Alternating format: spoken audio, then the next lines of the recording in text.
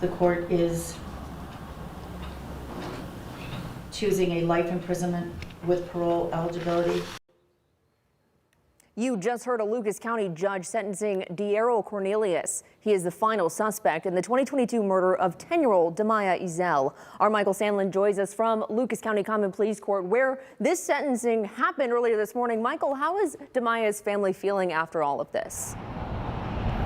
Kaylee, a representative for the family, says that while they do feel like that they received justice in the courtroom this morning, not even the strongest sentence can bring back Damia. And they say they're worried this is one wound that might never heal. It's life in prison for 21-year-old Dearryl Cornelious.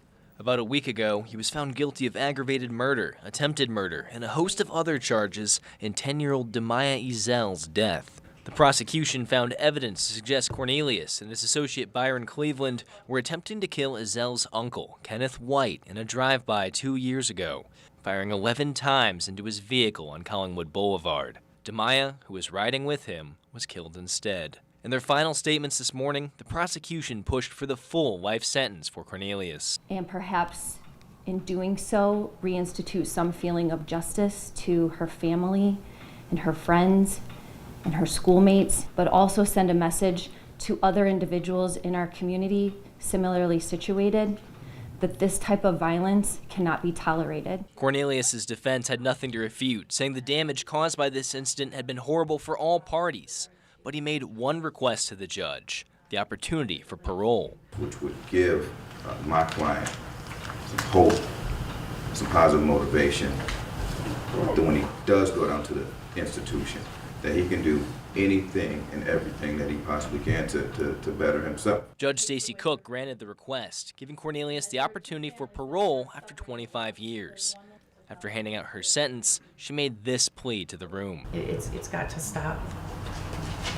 The deaths of children, the fear of children, they can't play in their yards, they can't play in their schools. You can't want this for your kids. Speaking on behalf of Damia's family, Sean Mahone tells me, for the family, it's hard to call this a victory. They wanted justice and they received justice, and they was very happy to know that he was found guilty. But it just took so much out of him because no one wins. At the end of the day, you have a young man that's going to prison for the rest of his life, and then you have a family that is still mourning the loss of the grandchild. Despite receiving a larger sentence than his accomplice Byron Cleveland, the prosecution says they actually don't think that Cornelious fired the weapon in this case and rather just drove the vehicle alongside. But they say that driving the vehicle makes him an equal and willing participant in Damia's death. Reporting in downtown Toledo, I'm Michael Sandlin for WTOL.